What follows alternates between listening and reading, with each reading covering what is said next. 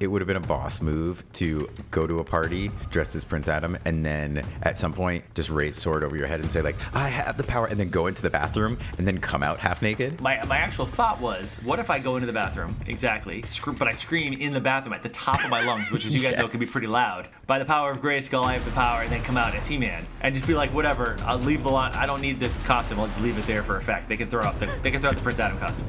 But then, two things. One, at the time, I was like, I'm older than some of these people. They're not going to know what the hell I'm doing. Like, as it was, a lot of people were like, who are you? Like, at the first half of the parties. I'm like, great. I'm just the jackass that shows up and screams by the power of Grayskull. And people are like, I think I've heard that somewhere, but I don't know what that is. And then I come out of the bathroom naked, and they're like, well, I'm leaving this party. Or that's when the party starts. So I remember I was obsessed with He-Man, and we were on a vacation in Maine in the summer, and it was raining, and my mom's rule used to be on a rainy day is when you go see a movie. If it's a nice day, you're supposed to be outside. So it's raining, and I'm always excited because that means we might be able to see a movie or something. And my mom was like, well, there's a few movies playing, and she was and this is before I could like grab a newspaper and read for myself what was in theaters. And by the way, this was back when you had to read in a newspaper. Yeah, you had to read in a newspaper to see what was playing in theaters. And my mom was like, well, we could go see, and there was like this, she took like, the way I remember it, she took a dramatic pause. This is probably not what happened, but I remember her saying we could see the He-Man movie, and I lost my damn mind. Wait, I was like, there's a He-Man was there an movie? or? There's a He-Man? No, I think she just kind of, she knew what the vote would be if she left. And I mean, I used to scream by the power of Grayskull at the top of my lungs anytime I had my hand on a plastic sword, a stick, or anything that I could pretend. I think I did it with my violin bow. Anytime I could just stand there and scream by the power of Grayskull, I would. So I was obsessed. And I heard you still do, yeah? I did it just a few days ago. Yes, I get very excited. Like sometimes. right when you climax during sex, you're like, by the power of Grayskull. Well, actually, I try to get it going a little earlier than that, so I can say I have the power at the exact time. Of Perfect. If we're being, yeah. This podcast is clearly for the kids. Thanks for keeping it clean, Evan. Yeah. No problem. Yeah, so that I remember we went to see the movie in the theaters, and it was not at all what I expected. I kept waiting. I was like, okay, Battle Cat's gonna show up any moment now. He's gonna need Battle Cat's help. But I still loved it. I mean, it was cool to see Skeletor in real life. It was cool to see He-Man like getting his ass kicked and bleeding. I remember being like, wow, he's got to work for this one. Like, this is not your typical easy He-Man adventure. I loved it. It's very dark too.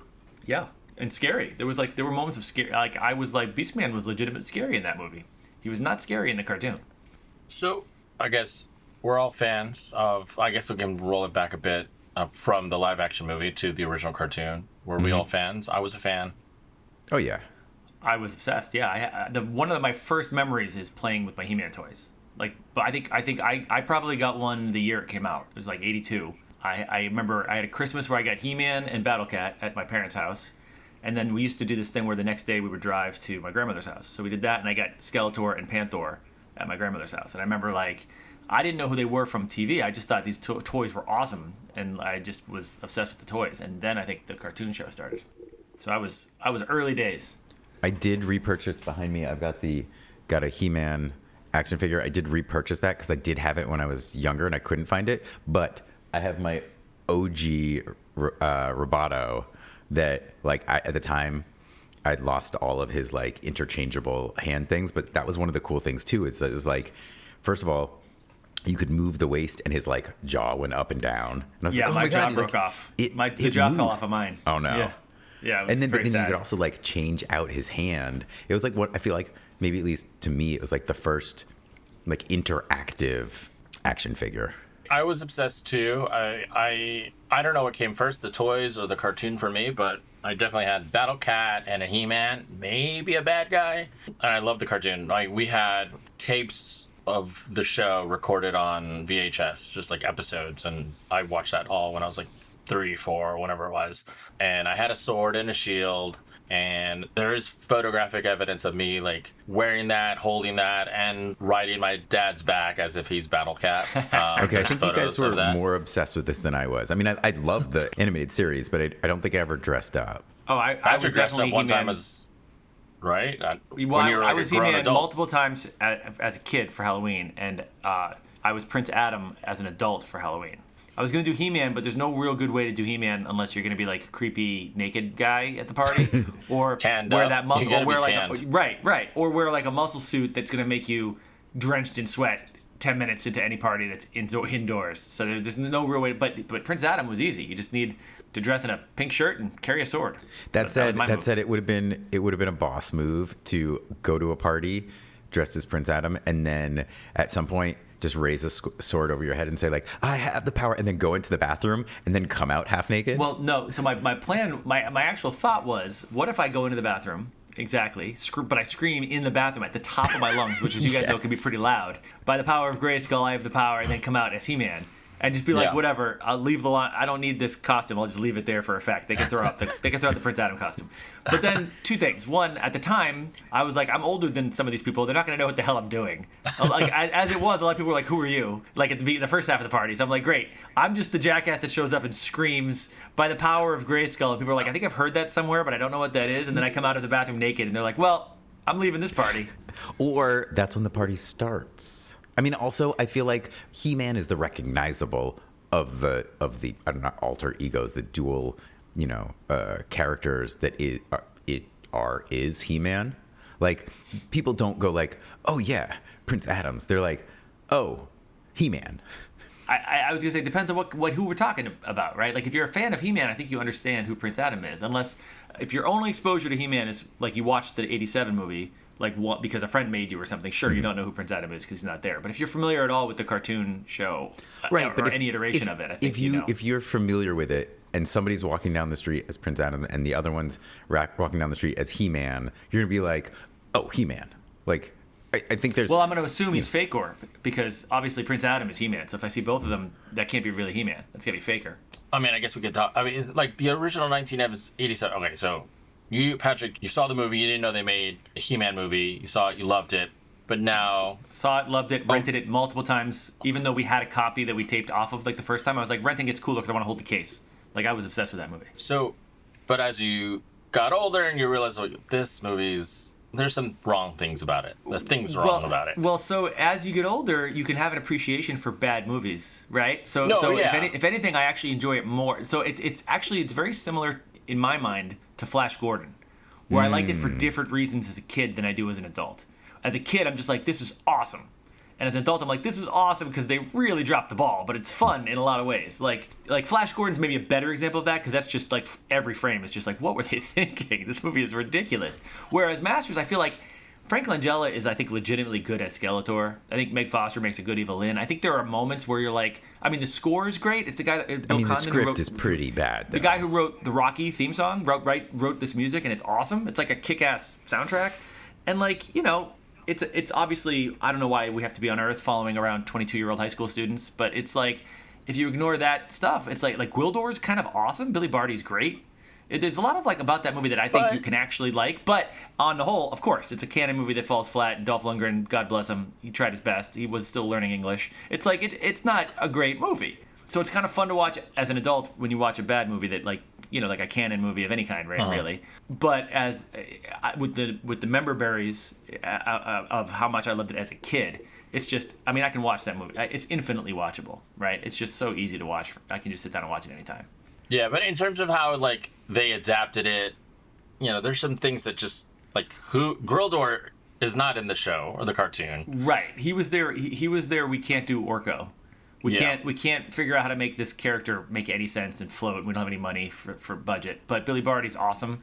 Let's just have like, a dwarf character. And then some of the other villains. I mean, obviously Evelyn. Yeah, they have Evelyn. They have Beastman. Those are like the two henchmen that are actually in it. And then they came up with this dude Blade because they were like, well, the guy that does the stunts for Frank Langella was this like great swords guy. So they're like, let's have a swords guy. And I think it probably was going to be Triclops. And I think they just kind of gave up on trying to make Triclops look cool. And they were like, just give him blades and call him Blade.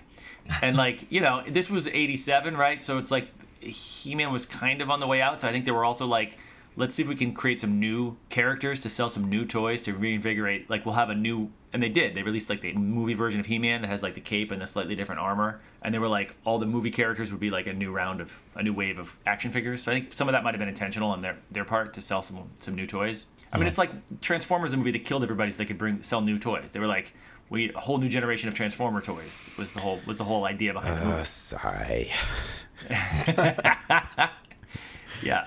All right, well then let's kick off the intro and get into this. Let's jump right in. Welcome to Trailer Teardowns. I'm one of your co-hosts, Evan Bass-Seisel, joined by Angel Acevedo, and special return guest, Patrick Cohen, and I guess fill-in co-host. Today we are discussing the trailer for Masters of the Universe, the 2026 Say it again with a little more bass. Give me a little more bass on that. Masters of the Universe. 2026. Yes, it's so. What are we? Almost 40 years in the making of like having another one of these. I don't think they started making this one right after they finished the 1987 one, but it is almost 40 years after the last. It's kind of surprising that in the 90s we didn't get another remake, or even in the mid 2000s. Well, in the early 2000s, there was a big reinvigoration of the franchise. They had a new hit show on Cartoon Network, and the toys, they had a whole new toy line that resold that started selling big. There was a push at that point to make a movie, and I think it just development hell and the way things work, it all kind of fell apart. But who doesn't want a dude in a mankini, like?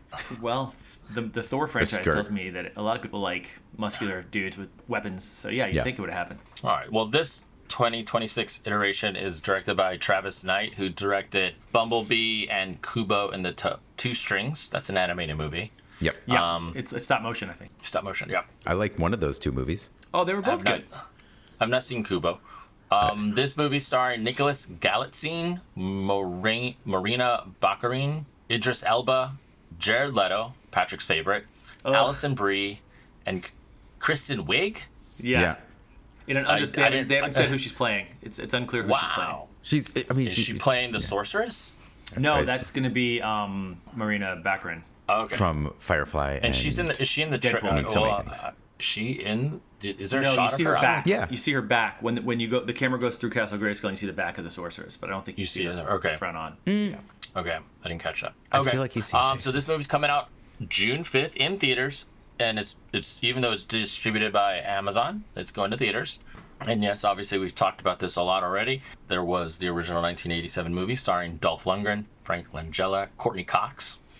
And a sort of someone who Patrick didn't mention at all in talking about the actors in the OG. I never focused too much on the high school storyline in that movie. I breezed right past it. So there was a teaser for the teaser that came out. It was like a little 30-second teaser, which I thought was pretty cool. It was like a shot of a TV set with clips of 80s nostalgia and all that. There was a hint of the theme song, and then I was like, the teaser's coming out. And then we got the 2-minute and change teaser for the movie. And what stood out, Patrick? Patrick, you're back here doing another spot. We brought you in your first episode last year, Superman. Yeah.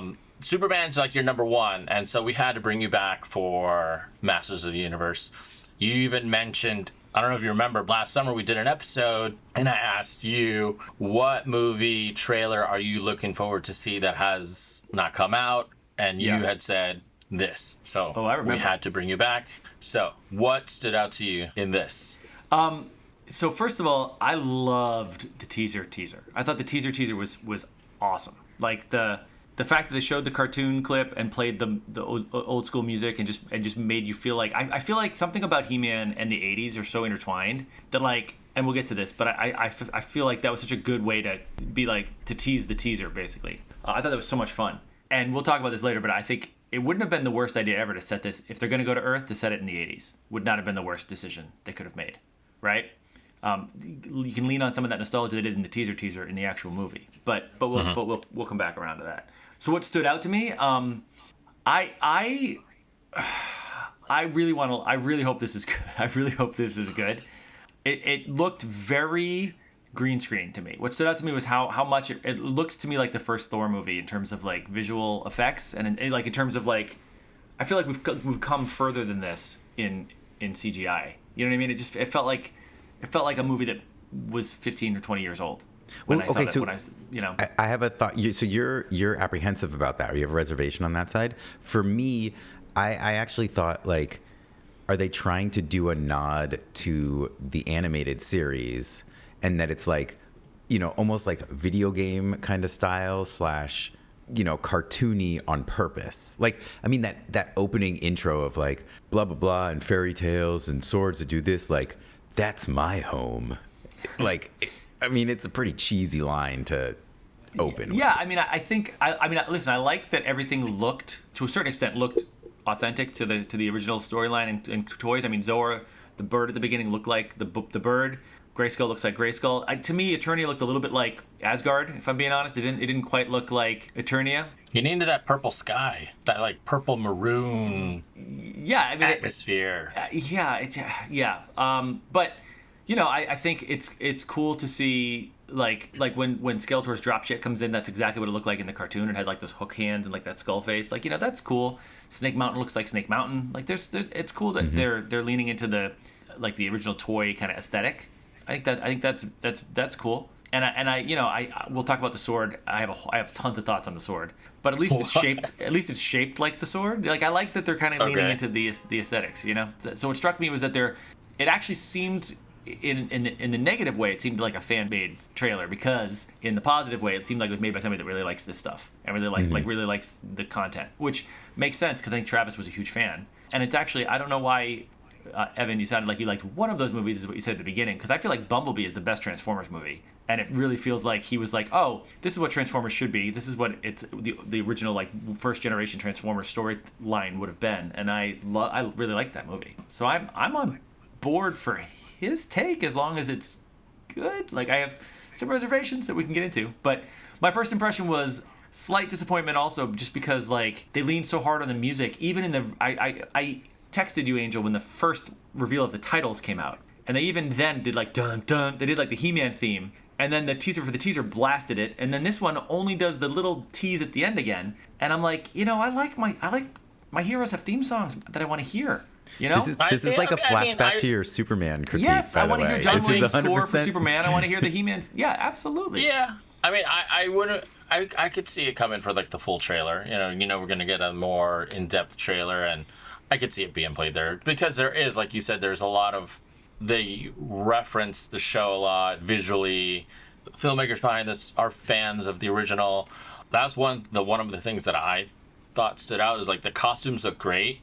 You know, Prince Adam, you know, like his on Earth look, they have like that salmon pink button-down shirt with the white paired t-shirt on it. Just kind of like it matches that, you know, look of Prince Adam. Yeah, it was like a fun Earth version of the Prince Adam costume. Yeah. It was like, yeah. Teela, although she's not like 100% to like the 80s cartoon, it seems to be sort of like a mashup of like more of the modern cartoon, but the color schemes seem to match. Her hair's a little different, you know, it's not like in a beehive kind of thing. It's not up in a bun. Yeah. And the color is different, but you know, I think costume-wise, it rings very similar. Man-at-Arms, I feel like he's more like 80%, you know, close to the cartoon. It has that green color scheme on the legs and arms, but the armor doesn't have that yellow-orange color scheme to it. But like even the helmet looks like his helmet, and then there's like this like thing here. I don't know, it's kind of like a cone that's there, smaller. But I feel like also maybe like his arm, it depends on like the cartoon iteration you're looking at. He doesn't have that bulky like sidearm armor like that you see in like the more modern cartoons. Evelyn, even though it's like a quick shot, her like at least like head up, medium close up look very cartoon looked old school. Accurate. Yeah.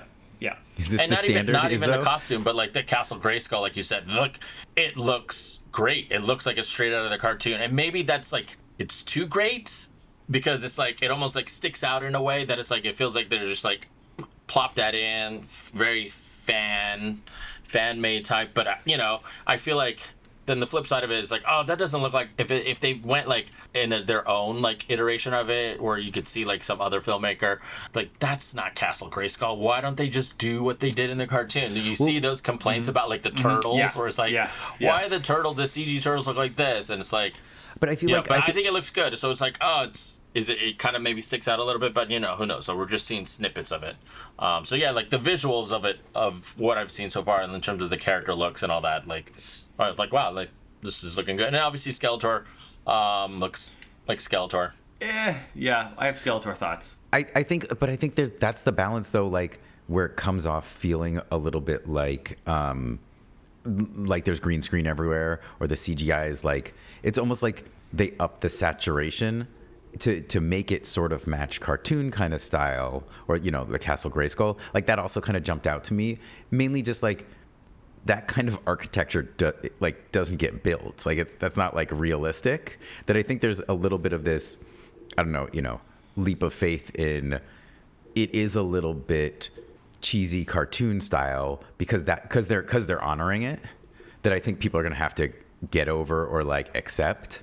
Because it's, I don't know, like even that moment where there's doing like that sort of like not title sequence, but they were kind of like blasting sort of some on screen like text, the text, and it's like when going they went down through the front door. They went through the front door. Of Grayskull. Down the chamber. The drawbridge, if you will. It felt very first person video game. There's a potential that it's good, and they did that with the humor. They had like that turn where they're like, at 42 seconds in of like, your obsession with the sword's like gonna be a problem for HR. Like I saw them playing with it. That said, my reservation comes in a trailer. You pop the funny moments, and I thought they had some funny lines, but the humor wasn't landing necessarily. They're like, it's my sword, and I was just like, oh, that should be funny. But it's not. It's tough. It's tough out of context too sometimes, because it's like, for instance, when I saw the through the drawbridge like POV shot that you were talking about, I remember thinking this looks terrible. But then I was like, maybe this is part of like a dream sequence. Like this is maybe Adam has this dream of going into the, you know what I mean? And it's like meant to be kind of surreal and first person and not really grounded in. Like, I think what matters is what's the reality of the movie, and is that consistent? Because after 10 minutes, if it's consistent, you just buy into it, right? It's more like when they're like trying to make something feel real, but then next to it is something that feels cartoonish, and then next to it is the real world, and then, like if it's too much disconnect like that, it gets kind of weird. But I think that I actually feel like that was probably a shot of him. He's about to like wake up when the sorcerer turns around or something. It's just a dream sequence. But then there was stuff like, to your point, like the humor in the bookstore where he's trying to get the sword. He's like, and you're like, maybe he doesn't have the chops for that comedy bit. Yeah, that's my worry. That's my worry. Yeah, I didn't mind it. Even that one where it's like, it's gonna get weird, and he's like, and I was just like, like it's trying to be Thor Ragnarok, except for the chemistry is not fully there. Is my worry. I mean, is my worry. It's tough, and it's easier to really get a sense of that. But I'm not familiar enough with. I don't know if he goes by Nick or Nicholas, but I'm not familiar enough with his work to be like, I trust him, it'll be fine. You know what I mean? It's more. I don't know. I don't know what we're gonna get yet with all that stuff. I have to touch on, like, Patrick. I mean, do you have concerns that it's, because you said grounded in reality? Like, we all know Eternia does not exist. Yeah. No. Well, first of all, you shut your filthy mouth. But second of all, it's not that I'm not saying I'm not saying it should be. I'm saying if they're trying to have parts of it that are, then it makes it kind of jarring. It's like Narnia is like, we go from the real world of like terrifying World War II bombs to like this complete fantasy world, and that's part of the storytelling.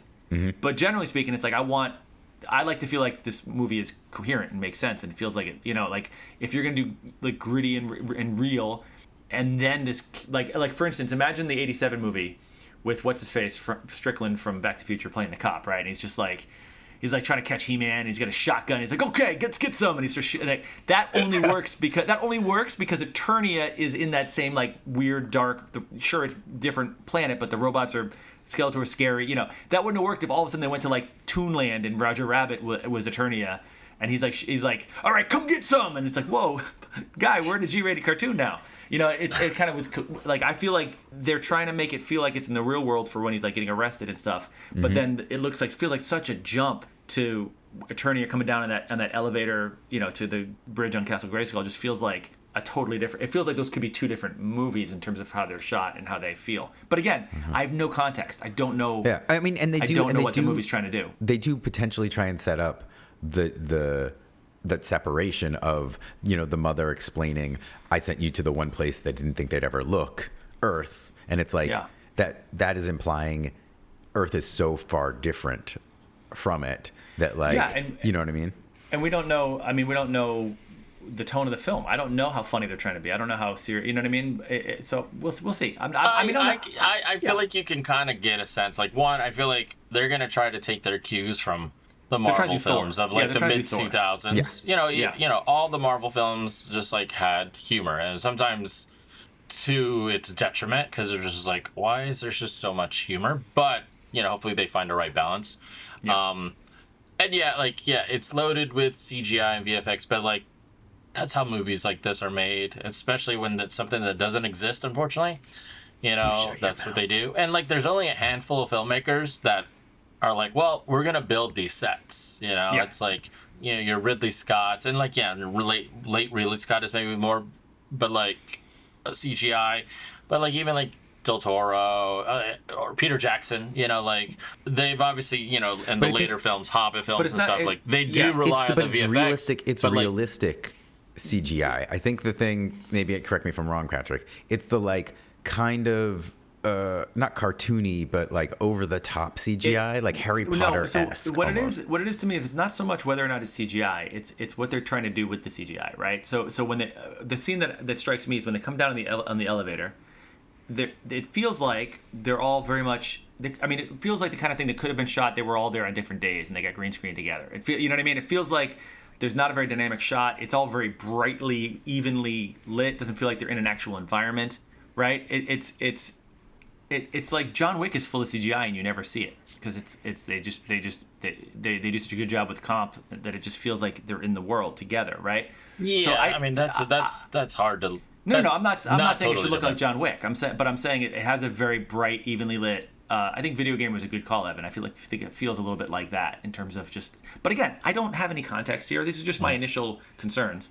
And my other concern, quite honestly, is I don't like Jared Leto, as we've talked about a lot. I'm not a fan of his work. He's in so many great, successful movies lately, like. And I like Tron, that I don't think I'm going to know it's him because there's no sign of actual human performance here.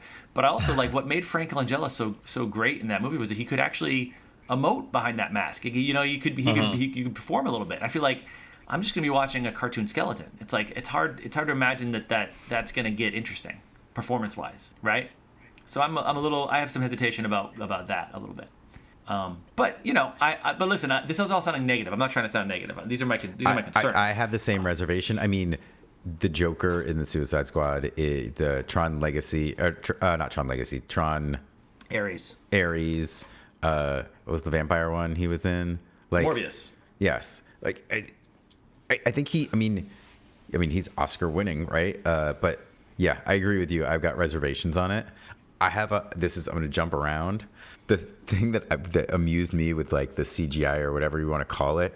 So 2 minutes and 3 seconds in is when he transforms, right? Like I have the power. Mm-hmm. And I just have to call this out. Like he's got, I don't know, a 6-pack and 8-pack when he transforms.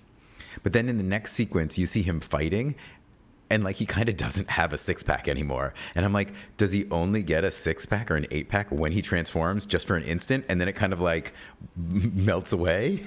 So I don't know if you know this, but when the 87 movie came out, there was a ton of backlash that he wasn't big enough to be He-Man. He wasn't, and this is Dolph Lundgren, like in his prime. And people were like, he's not jacked enough to be He-Man because all anybody wanted was Arnold. Like they wanted, that's the physique they wanted. That's the physique they wanted. So like this poor kid's never going to be jacked enough to be He-Man, according to the internet. So, and also by the way, in real life, you have a 6-pack when the light hits you a certain way, and then you turn and you push somebody, and your abs contract, and your fat, even though you don't have much, gets pushed, and things change. Like I don't need this guy to have an 8-pack from every angle. I don't need him to be an action figure. I don't need him to be an action figure.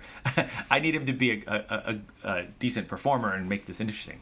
I also think like in that transform moment, it looks like if you watch it, it looks like Trapjaw is charging him as he's holding the sword up as Adam. So like extreme, like that extreme wide shot. Yeah, it looks like Trapjaw. It's like 2 frames. It looks like Trapjaw is charging him, or it looks like somebody's attacking him, or whatever. And then when he does the transformation, like there's like a boom of energy that looks like it pushes everybody away from him. That means basically we're like, hey, there's no attempt at a secret identity here. If you're making it through this first movie, everybody knows Adam is He-Man, and He-Man, like, which is a shame. And I get that. Listen, Prince Adam is the exact same height as He-Man and is also jacked to shit and is also like carrying a sword in his back pocket. But like still, Clark Kent has glasses and then he becomes Superman. I like the transformation a little bit. But so it'd be a shame if they throw that away. But is Prince Adam actually a secret identity for He-Man? I thought they're just the Adam same used to always person be like talking to Tila. The only people that know it's so in the original show, and it's different in the original comics from the toys. But originally, only 3 people share this secret. He says in the theme song, right? The Sorceress, Man-at-Arms, and Orko. Yeah. And Okay. that's and in the 2000 cartoon, which actually was pretty good, it's revealed that Orko only knows because he snuck in a Grayskull to see what Adam was up to, and he sees the transformation the first Not time. even the sorceress? The sorceress I feel is the like one that no, she's the one that shows him how to do it, and Man at Arms brings him to the sorceress because she says bring. So they're the two that were supposed to know, and Orko kind of finds out, which makes sense because Orko's not the most like adept guy. And also, there's no Orko in this trailer. Is there Orko in this movie? I don't know. I'm just curious. That's not like I don't have a strong opinion. I'm just curious. You don't have to show everyone. I bet he won't be in it. If anything, maybe there's sort of allusions the to end. it, and it's like, hey, if this movie's successful, obviously they're going to bring him into the sequel. Yeah, I don't know. I also, by the way, same thing with Cringer. Cringer looked pretty cool and confident in it, and I'm like, I liked that Cringer was like also a transformation. Like so Adam was like the pretend. He would do the Clark Kent thing, right? Where Teal'c would be like, "Where were you this whole time?" And I'd be like, "Oh, I just hid under the table when I heard the scary thing." And then he'd wink at the camera. He was basically Clark Kent. But Cringer was like the real deal. Cringer like actually transformed. But he was like, "I don't want to fight. Please don't make me turn into Battle Cat." And then he would turn into Battle Cat and be like, "What took you so long? Let's get him, He-Man." You know? And that was kind of a fun. That was kind of a fun. He was actually different. He wasn't pretending to be scared. personality. He was terrified. Well, no, I think actually no agency. He was just a slave to the power, which is maybe problematic. But it's kind of fun to see like a scaredy cat literally become a battle cat. And it seems like we're not going to have that element here either, which is maybe too bad. But I think yeah, he's like riding the He just platform. doesn't look Very scared. Yeah, he's confident. He doesn't have like the one snaggletooth sticking out that kind of was how they used to draw him when he was scared. I don't know. And again, I'm really reading into just a couple of frames. But I get the sense he's just going to be kind of a normal You picked tiger. this apart, huh? I think he's just going to be a normal tiger that gets super strong, and versus like a scaredy cat that runs from the fight versus and then leads the charge when he transforms. I think ultimately, if you make a good movie, I like to think of myself. Maybe I'm not correct, but I like to think of myself as a savvy moviegoer. If you make a good movie, I will respond to it. And be like, okay, my concerns were. I feel like I'm not anticipating this to be the Dolph Lundgren like 80s action movie where they're blowing up every robot they can find because they don't have permission to show blood. I think it's more likely going to be in the vein of the first Thor. But there's another one of my concerns, though. Are we going to spend the whole movie with depowered He-Man, and then like Just the at the last end. 15 minutes is like, are we just going to pop by the movie this where only at the very end does he get the spinach and he finally fights and then it's over? I mean, right? or the what is it, standalone Wonder Woman, right? Like at the first one, it was like at the very end, she's like, "You just have this godlike power," and then she just kicks everybody's butt. Or Captain Marvel, where she doesn't realize who she is until the last scene, which is fine. It's great for that movie. I would like to see a He-Man movie with some He-Man in it, though. You know? What do you? So what do you think of 55 seconds in? He goes to the store. You got the humor thing where finding a sword. Yeah. Do you agree that that's a nod a little bit to the 1987 movie? Because he go to like a video store or something. No, in he that goes to movie? there's a music store. The music store. Yeah. Yeah, they But I go felt to like it retrieve was- the cosmic key, and then they get attacked, and they have to Yeah. barricade themselves in the music store. But I feel like that might be a nod. That was like when I saw it, I was like, oh, he's going, it's got the glass counters. Like, felt Well, I very parallel I think kind of nod. the statue of the jacked dude who's holding his sword. And by the way, I don't know what universe this is where you put a real sword in the hand of a statue, but that's another conversation. But they got it real cheap on Well, eBay. to the dude. store, to the store people that they don't think it's a real sword. Yeah, I guess. But like the statue has that like helmet on him, which is I think a nod to the original He-Man, because that was like the prototype action figure had like that kind of a helmet on. If you ever watch the Toys That Made Us, the He-Man episode on Netflix, the He-Man episode is great. And they talk and like you realize everybody that created this was just batshit crazy. They're like in fight, like 4 people are like, I'm the one that invented He-Man. It's kind of amazing. But yeah, but so I think. And I don't want to lead the charge here too much, but I also have some problems with the sword. What's wrong with the sword? The sword looks. Dude, I mean, it again, is I am not. comically I'm not oversized. It's like I Dark don't have Helmet. a PhD in Masters of the Universe, but Dude, it is pretty... comically oversized. It looks like Dark Helmet's helmet. It's Okay, like wait, the sword wait. is so wide. Like, can I show you something? It is I have a comically, prop. but in the I have a animated prop. series. I have a prop. This is the appropriate size for Hold a on, He-Man hold sword. on. Okay? Hold on. Can you see? Right? I'm breaking out the Now, the action I'm looking figure. at the I'm breaking screen. out I'm the OG comparing action this figure. right now. That's Now his is so wide when he grabs it to try to get it from the handles. They're like, what? It's when he holds it. There's the scene where he takes it out of the sheath and holds it in front of him. Okay, no. I'm going to counter you. I'm going to counter you. But wait, are This you is the saying original your action sword figure. Original Look at the action action figure. Look at figure. the sword. Yeah, look at that but sword. look at the animated series when he I know, holds but the it. It's animated about, series. it's about this. It's, this it's is a little, the original. you know. It is that wide. Look at it. It's absurd. Listen, it's absurd. It is absurd. I mean, It's it makes absurd. no Now, sense. And here's my other problem. If everybody's gonna complain about how small this He-Man is, don't give him a sword that makes his arms look smaller. Do you know what I mean? Like that sword's too big for his little arms. What can you find the shot that you're saying it looks ridiculous or small? It's when he takes the sword out of his sheath and holds it in front of him. It doesn't. It's so like toward the end. So toward the end. Yeah, right before he when the man at arms is saying take the sword, protect the people, or whatever that line is. 145. 145. All right, get into it. Look at the width. Look at the width of that thing. I mean, it is. Not It to is, make it but weird, It is, but but it it's is far too absurd. But much that girth. is He-Man. But that is. Not to make it weird, guys, but it's far too much girth for that guy to handle. It's just comically large. It looks like Dark Helmet, where like the joke was how big the helmet could be. I'm telling you, half that. It's I mean, a perfect his hand sword. does look a little small. It's silly. It looks silly. Okay, here's How the you thing. hiding Here's the that thing. sword, Okay, wait. sword I'll under your counter tunic, that. man? I'll counter that. Prince of Thieves, the two-handed sword that the Sheriff of Nottingham has at the end is like We're it's going a to Prince of two-handed sword. Thieves now? But no, but He-Man's sword is almost a two-handed sword, and the two-handed swords are giant weapons in general. They're called broadswords, and yeah, but I'm talking specifically. Okay, about- your concerns of the size. The width seems silly to me. Evan, it hold seems, up the and it toy just again. seems silly to me. Look at that. That is. I mean, that a- kind of looks like. I mean, that his looks hand like the does original. look That's small what they're there. matching. I feel like it's loose. I feel like think Angel it's hears what I'm small. saying. 15%. Angel hears what I'm saying. You're I think the overly sword- concerned about size of your weapons. I think it's comical and doesn't seem like a real weapon he could use in a fight. I think the sword looks right. It's just like his hand and like his wrist, his forearm. Listen, there he's that a you little see. guy. He's a little guy, and he's already going to get shit about not being jacked enough for So- He-Man. Don't so give him a sword here's- so big that here's- makes him look smaller. Here's an interesting counter. Jump to 156 in, and he's holding Okay. a sword above his head. It's like a slightly different moment. That sword does look a little smaller. Do you notice that? Like, I think they might have. It's like Oh, wait. Superman's costume when they filmed. The OG Superman. Like, depending on where they were filming from, the zipper was in a different place, right? For him Yeah. to get in. To hide Maybe it. they had multiple swords because at 141, sorry, Well, they definitely had multiple 156, swords. the sword doesn't look yeah. as big. Yeah, the shot of it's 157. He's holding up. He still has his pink shirt on. That looks better, Yeah. more appropriately sized. But I don't know. I am a crazy person who's nitpicking this trailer. Well, that's what we do here. Also, it's before he's changed into He-Man, so of course, having clothes on, it looks absurd, But once he's got his mini skirt You on, heard, that's our and his soundbite. little, Having like- clothes on is absurd. Having clothes on looks absurd. I mean, okay, Well, this his is costume a world. looks great. This is a Yeah, world. I Like think when so he's too. the He-Man. I think so too. But it matches his costume from the thing. But like, this is a world where when you go from normal person to your fighting alter ego, you get less armor, less protection.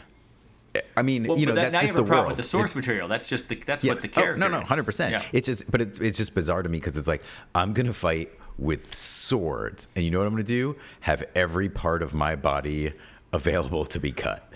Well, but Hold you know on, why, hold on. right? You know why, right? Because he doesn't care because he's He-Man. Because this was originally supposed to be a Conan the Barbarian action figure, and then they were like, "Oh shit, that movie's like serious R rating, and we can't." So we have to make up a whole new mythology, but it's like a barbarian with a sword. Yeah, makes sense. It actually had an axe and a shield originally, but the whole idea was barbarians. Let's go through because this is a teaser, and we get a lot of characters that are teased in, and just curious. It's a 2.5 there are a minute couple. long teaser. It's a trailer. They're just calling No, it a it's a teaser. teaser. It's a teaser. It's a They don't teaser. get- You don't get. Yeah. Yeah. Come You don't on. get We've what? done this for a year. You I can't know. tell the difference between a teaser and a trailer. But okay, but why? But for me, I for me, don't it's even length. think it's For that me, it's length. long. I See, think. for me, it's girth. For Evan, it's length. We're making a lot of. We're really arguing. I mean, we'll get to this, but I think this trailer is too long for a trailer. For a trailer, I mean, it's a teaser or teaser trailer? trailer. I think the Tomato, length is tomato. fine. Anyways, so we see a lot of characters. Similarly like, to the Superman teaser from a year ago. Let's kind of like go down one by one. I may have missed a couple. Yeah. But Patrick, I want to see what you thought and like. Is this that character? So there were some obvious ones that are like, oh, that's Evelyn, right? So, but like Beast Man, is he? Yep. Is that the guy at 140 with the spikes? No, do you think that's what they're attempting to Beast Man? That's Spike Ore. Beastman is the guy that jumps. There's a scene where he jumps on top of a car. He's like in the real world. It looks like Chase, or not the real world, on Earth. So he's the one that jumps in the car. I think he might be in 2 moments, but that's the big one where he jumps in the car. So I question mark that one at 148. That's Beastman, and then you're saying the guy at 140 is Spikor? I think his name is Spikor, if I'm remembering correctly. You got to remember how many villains there were, how many characters there were in He-Man, and they're all I don't even remember that one. Yeah, I think that was it. It's something like that. Okay. And I think there's Trapjaw that you can see from behind in that one shot. Yes, I noticed that one. Yeah, Trapjaw. That he was at. I noted it. Oh yeah, 145. Yeah, and when he's on the elevator or I guess the bottom of the ship that's coming down to Grayskull, it's obviously it's Cringer, although maybe it's just Battlecat because he doesn't look cringy. It's Tila and Adam and Man-at-Arms, and then it looks like Roboto. It looks like Roboto. It looks like Roboto. Okay. It looks like a robot. So I think that's who that is. I think that's all the only people that were on that platform.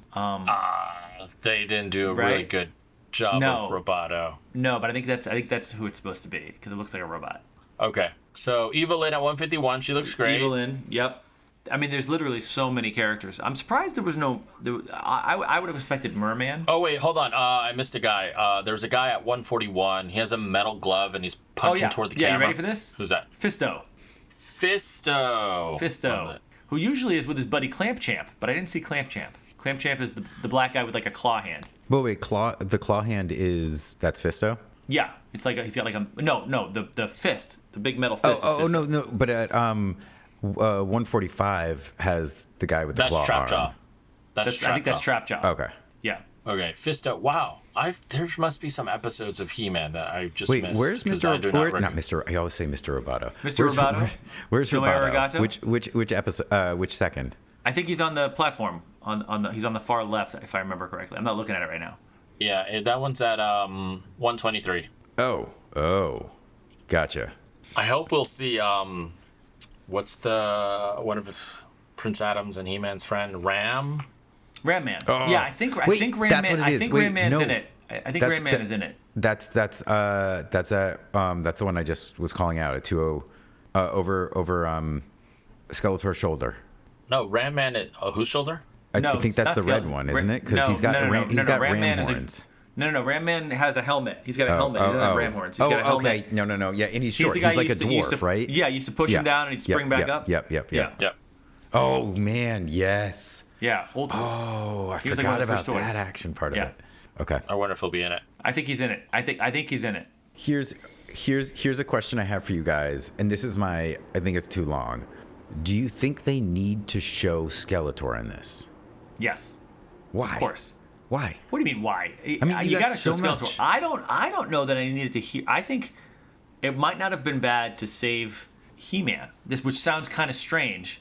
But if it had ended with "I have the power" and then you see like a bad guy go flying through a wall or something, and then it cuts out, that might have been cool. But I think you need to see Skeletor. But we have Skeletor in that, like, after what is it? After like the 2-minute mark, you have that. Yeah, at 2 minutes, you've got the "I have the power." You've got that, and you should have just cut there for me. Like, to me, if you want to tease, like, boom. That makes me want to see it. See, like, I think we got some fight sequences with Skeletor. I think you wanted a cock tease, and I wanted a tease. I need enough to get me going. I need enough to get me going, Evan. You know what? I take it back. I think that would have been a good moment, like that, like extreme wide shot of him doing. If it ended He-Man with "I have the power," I would have restructured it a little bit. I don't need it to be that short. But if it ended with "I have the power" and you never see He-Man, but you just see the result of, again, I think a bad guy going through a wall or something tells me more about He-Man has arrived than showing me what is probably in a 2-second clip going to always be a bit of a letdown because I'm going to want more and be like, he's not jacked enough, and all those comments are going to come out versus just like, I can't wait to see more, which is the point of a teaser, right? Yeah. But I think you need to see Skeletor. If I didn't see He-Man or Skeletor, I would have been like, what am I even looking at, right? You got all those other characters. I don't know. Yeah, I will sort of backtrack on what I said. Like, I feel like those extra shots after the main title comes in are just sort of like a studio knows, like, hey, can we throw in some shots of the two battling and fighting and swinging make sure that you know they're gonna fight. Like, I feel like a better ending for this would have been like that moment, that wide shot, and then smash the title in, and then boom, date. I have the power is like, how the trailer should end, right? Like that should be the last 100% spoken word. Yeah, but overall, like the characters, like, they seem the look of them all, like kind of like they do a good job of that. Now, what we don't hear really He-Man's voice. I know we hear him like say, "I have the power," but like that's with the music and all that. But Prince Adam's voice in the cartoon, he has a very it's it's very an octave different. higher. It's an octave higher than He-Man's. And it seems like he's kind of doing that when Trying to he's get in the this sword. that whatever that like Yeah. that store trying to get the sword. He's like. Yeah. He's like a little high pitched when he's like, I'm trying to get it, might whatever. be why both Evan and I didn't like his performance, and he might be too busy trying to do the "this is not my real voice, guys" thing. He might be a little bit of that. I don't know. I'm hoping that's all first act. I'm hoping the end of the first act is He-Man. He turns into He-Man. He fights, and then we have like a 2/3 of the movie is like he goes back to Adam, and he's on Eternia, and we have to have a couple of He-Man scenes. I don't know. I'd like to see a little bit more. I'd like it to be a little more Captain America: First Avenger than the first Thor. Do you know what I mean? Where it's like we establish he becomes the hero, and then we have the hero's journey versus the journey is to become the hero at the end. Like I really hope it's not that. Yeah. I really hope But it's not that. and I think the difference is going to be, are they planning on making multiples of these movies? Because they might end up doing that, which is really annoying because they did that sort of with that reboot of Fantastic Four, how many ever years ago, that was just bad. I could see them doing it's like the last 30 minutes he gets the sword. Yeah, I actually think that's what they're gonna do. But it's kind of like, from my experience with the cartoon, in a way he was a lot like Superman. It was rare that he was ever defeated or like lost a battle or anything like that. Like, He's the most powerful man in the universe, Angel. I know. So there's a lot of similarities. It's like, well, like if he gets the sword, boom, like 45 minutes into the movie, like the movie's done. Like there's got to be more of that hero's journey. But there are ones where the hero stumbles. I mean, I think it might be he gets the sword, but he somehow can't activate it, and his biggest thing is overcoming, not confidence, but like something related to that. And so then you only get the He-Man at the end because he like. That's Angel's point, though. He's like he sees that maybe he doesn't become and I actually think they're going to do it this way too. It's basically the Popeye. If you remember the movie Popeye, right? It's the Popeye thing. Popeye the Slayer Man. He gets the spinach exactly. He gets the spinach right at the climax and saves the day, and then it's over because when he eats the spinach, you can't stop him, so you can't do that till the end of the movie, right? Versus like he gets the sword, becomes He-Man, saves the day, and that's like the spin into the second act, or this, you know what I mean? Where it's like now we're gonna have a He-Man movie. Because He-Man takes place in Eternia, Adam turns into He-Man.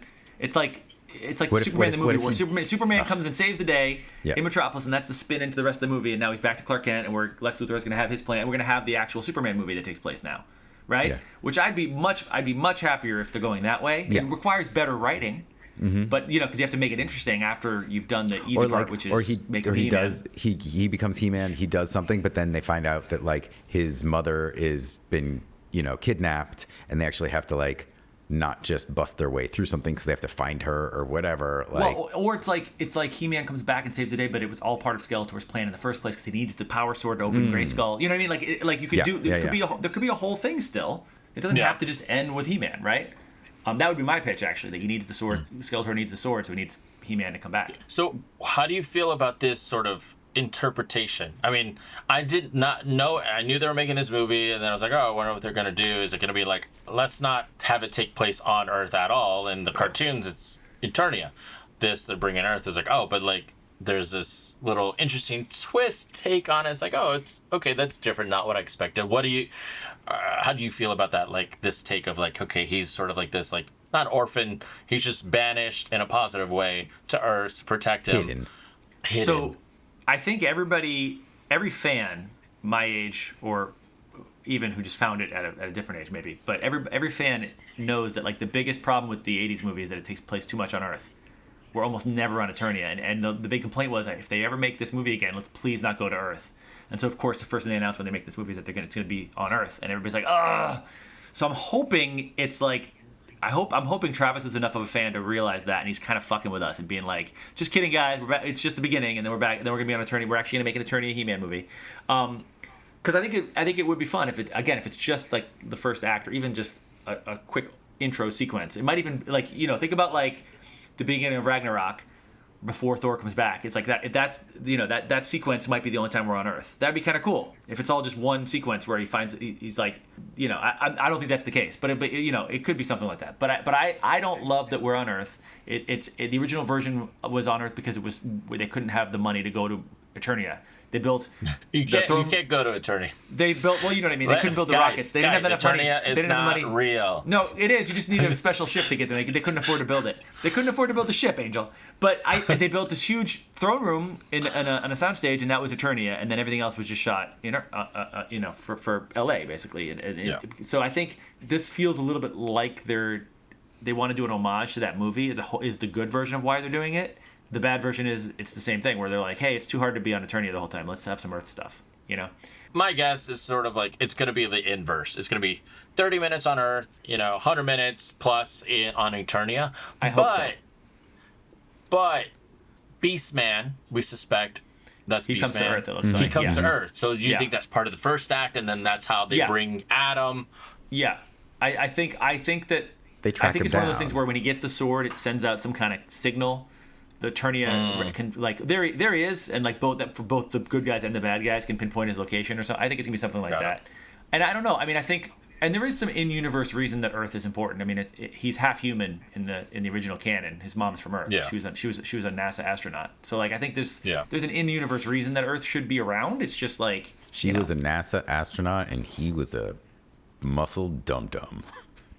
Well, do you think that's his mom that he's hugging? Do you think that's his mom he's hugging at 150? Yeah, I do, but I'm not sure. Okay.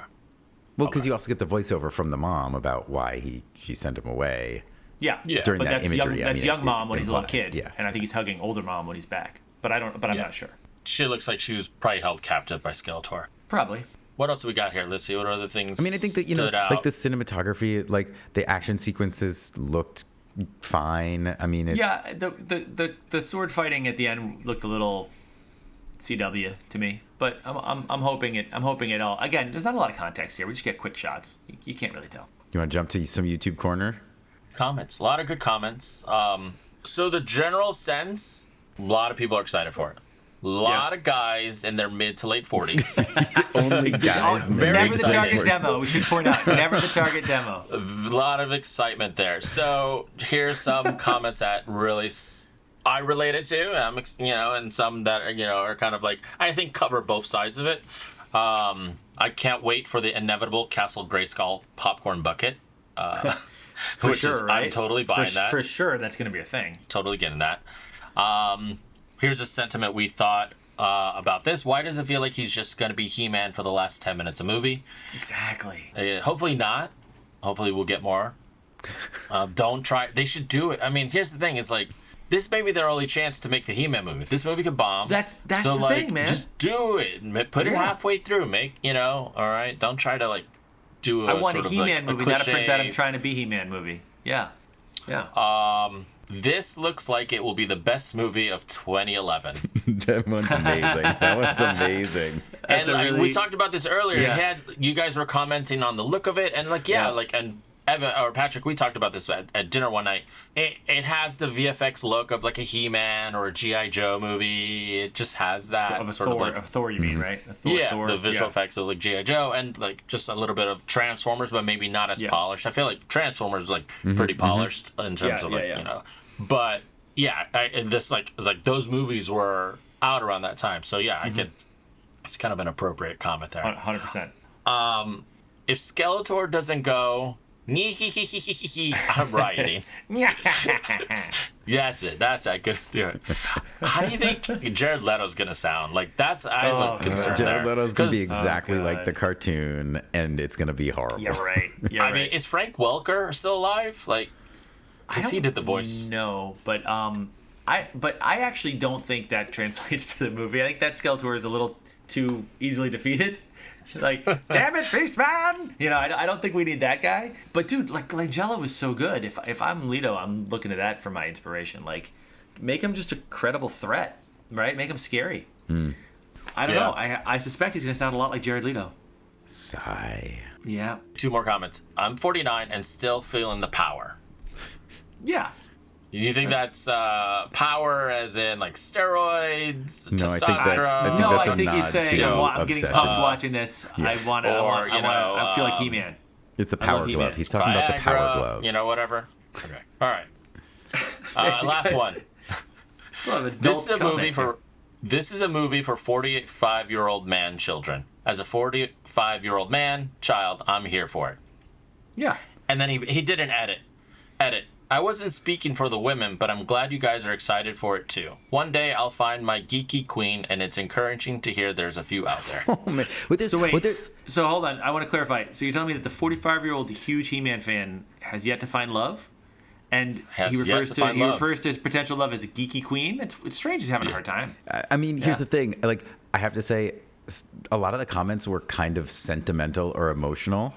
Yeah. So, I watched it within the first hour of being posted, and so there was one that was just, the heroes who watched the video in less than 5 hours should gather here. And there were already, with less than an hour of it being released, more than 242 comments below that one, replies. Dude, never underestimate, like, the emotional connection to a childhood toy. Like, if we've learned anything from the end of Toy Story 3, it's that, like, that's an emotional thing, man. Right?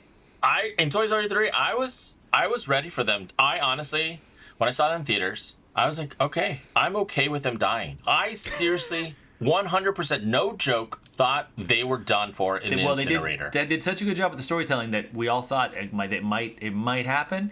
But then, like, I was referring to when he gives his toys away to the little girl. And It's like that's such an emotional, gut wrenching thing because we all have. I shouldn't say we all have. I have that specific memory of my favorite toys and when it's time to put them away or it's time to move on. And it's like the great thing about being my age right now is that I'm too old to be a kid, but I'm old enough to not give a fuck anymore and be like, no, I still love toys. I want to talk about He-Man. You know, I don't have to be cool anymore and pretend that I don't like He-Man still. I do want to read one more YouTube comment, which I think sums up all of our emotions, and it is, please be good, please be good, please be good. Yeah. Yeah. Which, like, I feel like that's what we're doing is we see this and you're like, oh, I can't tell if this is going to be good, and I really want it to be good because it would be really enjoyable. And I feel like, to be fair, it's really hard to make a good He-Man movie. It's not a mature property. You know, it doesn't lend itself to, like, you know, a big cinematic universe. It's like it was built to sell toys. Everything about it is kind of weird. Like you said it. He puts on less clothes to fight bad guys with swords, and like it's sci-fi meets Conan the Barbarian meets like Superman. It's a very, you know, it's a mashup. Because they were just trying to sell stuff. I think it's definitely cinematic. I think it's just I think they have to find the right tone. Yeah. You know, because from the 87 the cartoon to the 87 movie to this, 3 different tones kind of going on. Again, we're just seeing snippets out of context stuff, but you know, I think if they hit the right balance of a tone, it could be fun. Yeah. And like kudos, like to you know, I'm excited that it's going to theaters. Like Amazon could have been easily just like, yeah, we're just going to put this on Prime and call it a day. Mm-hmm. So with that, let's rate and discuss. Patrick, as our guest, what's your rating? Opening night, man. I got to go to the theater. Are you 100%. Dressing up as He-Man?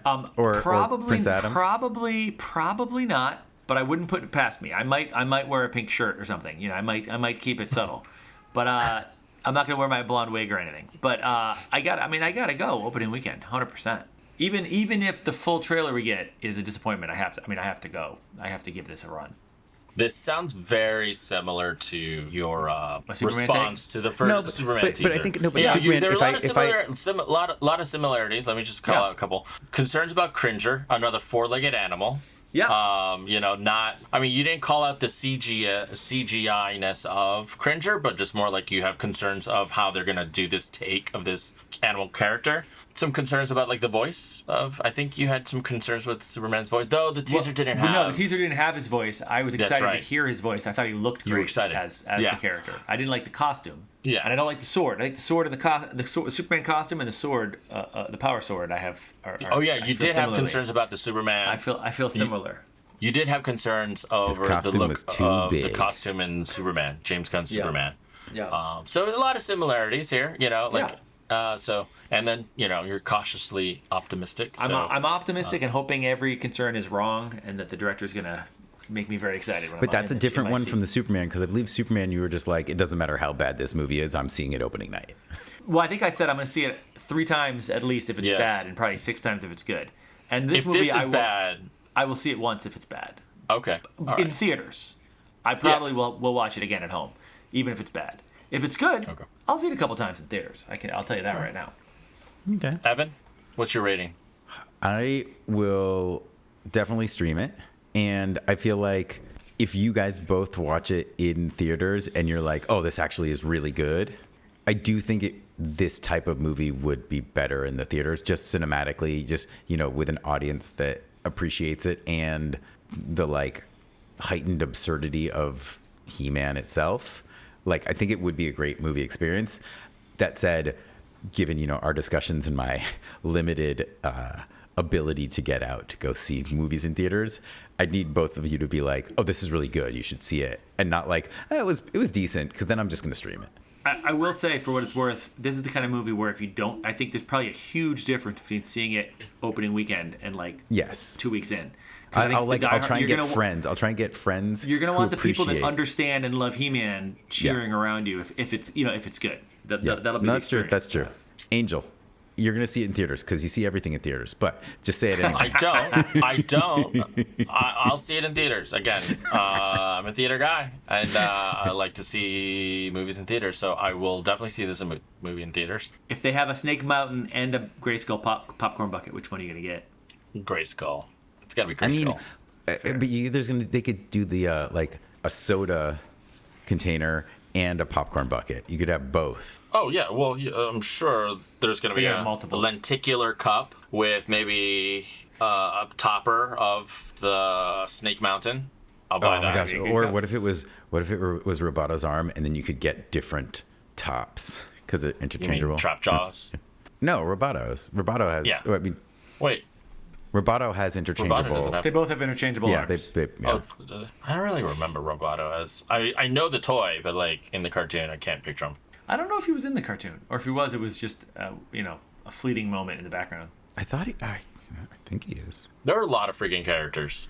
Tons. There were. Well, every episode was meant to sell toys. So they had to do it. They did a good job. They did a good job. We all bought toys. It did. Yeah, man. Awesome. All right, cool.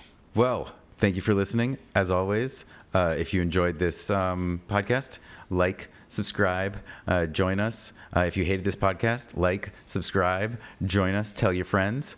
Patrick, thank you for guesting. Thank you for having me back. It's always fun to talk movies with you guys. And for anybody out there who hasn't seen it, who wants to get a little more He-Man, I recommend trying the 2000 series. The cartoon series is actually really good. I believe you can get it on Prime right now. But it's actually good. And they start with the origin of He-Man, how he gets the sword. It's kind of a fun show. I'll check that out. He finds it in a video game store, and he has to pull it off the barbarian. Different version. All right. That's it. Thanks. See ya. All right. Thanks for having me, guys. Thank you. All right. Bye.